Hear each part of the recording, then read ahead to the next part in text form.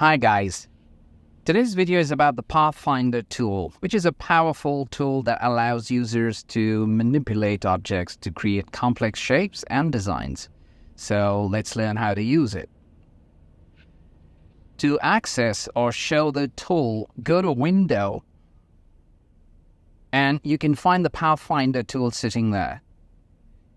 You can even use the shortcut Shift Command and F9 on a Mac or Shift Control and F9 on a PC to show it.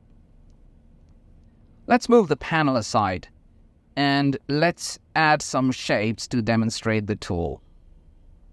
Okay, before we do that, you can find that the tool is divided into two sections, Shape Modes and Pathfinders. Shape Modes are the four buttons on the top of the Pathfinder panel that let you unite, minus, front, intersect, and exclude overlapping shapes. The Pathfinders modes are the 6 buttons on the bottom row of the panel that let you divide, trim, merge, crop, outline, and minus back shapes. The main difference is that Shape Modes preserve the original shapes as separate objects, while Pathfinders create new shapes from the original ones and discard the rest. Let's pick the rectangle tool and draw a square. Let's add some color to this.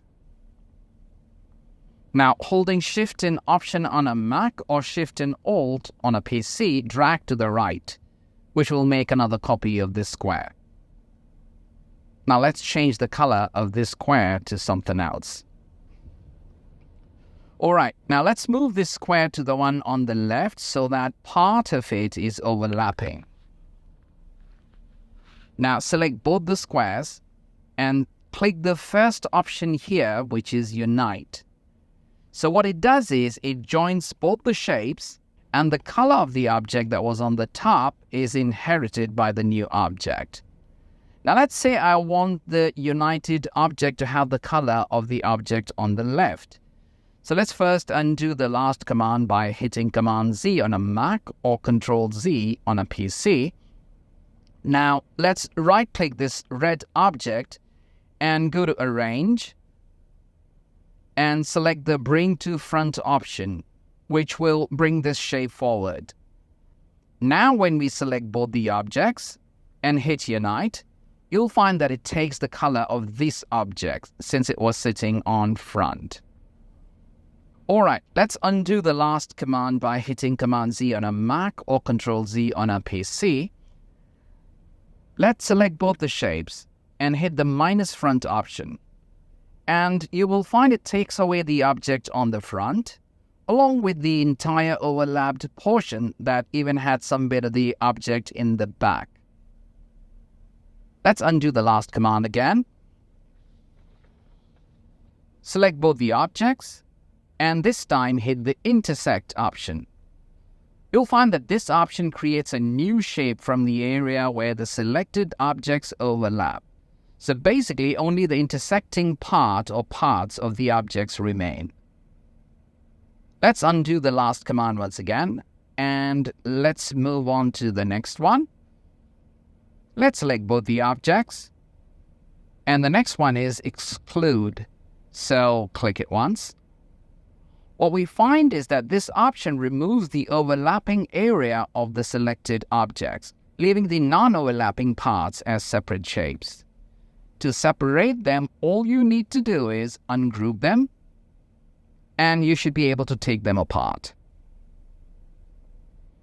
Okay, let's undo the last few commands until we get both our shapes back. Alright, now we move on to the Divide option in the Pathfinder tool. And clicking it once will do nothing. Well, actually, the division has happened, but you need to ungroup the shapes to take them apart. So let's hit the Ungroup option. And then you can find that this option cuts objects into pieces where they overlap. Each piece can be manipulated separately. This is useful for creating complex shapes that can be colored or styled individually. Alright, let's undo to get both our shapes back. And if you've forgotten how to undo the last command, just hit Command Z on a Mac or Control Z on a PC, and you should be able to undo the last command. And in our case, we might have to hit it a few times as we've executed a few commands. Let's select both the shapes once again, and then press the trim option. You'll again find that nothing happens. Also, you thought. You've got to ungroup the shapes and then take them apart. So this option trims objects to the extent of the topmost object. The part of underlying object that is covered by the top object is removed. Let's undo it again and move on to the next one. And the next one is merge. So once you've selected both the objects and hit merge, you'll find that it doesn't do anything to the objects. But when you move them, you'll find the objects are joined together. Although when we ungroup them, this option would act much like trim, so why give this option? So to understand this better, let's add another copy of this red square here by hitting Option on a Mac or Alt on a PC and click drag it. Now we have two objects of the same color, and when we hit merge and then ungroup the whole shape, you shall find that even after ungrouping, the shapes with the same color are merged. Alright, let's get back to our two shapes and have them selected and hit crop. So this option crops the objects to the size of the bottom object that was overlapped by the top object.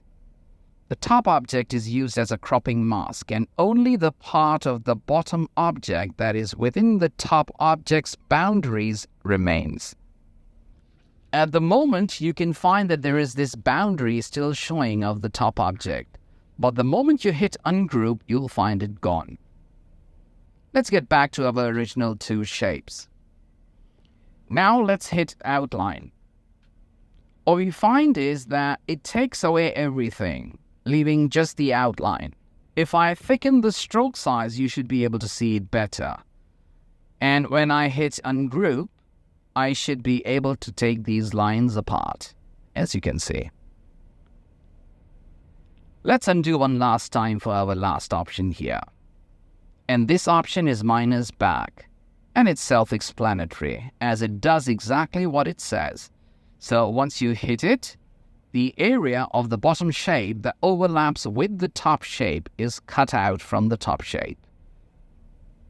So guys, that's all about the Pathfinder tool in Illustrator. Designers usually use the Shape Builder tool instead of the Pathfinder tool as it's more convenient and easier to use, but that doesn't undermine the Pathfinder tool, as each of its options has a specific use and can be very powerful when creating complex vector graphics and design. In the next video, we're going to explore a very interesting feature of Illustrator called the warp feature. This feature allows you to distort and manipulate an object into a different shape by applying various preset warp effects, so ensure not to miss it. Also, don't forget to hit the like button and please share the video and subscribe to my channel, and I shall be with you soon. Until then, goodbye and thanks for watching.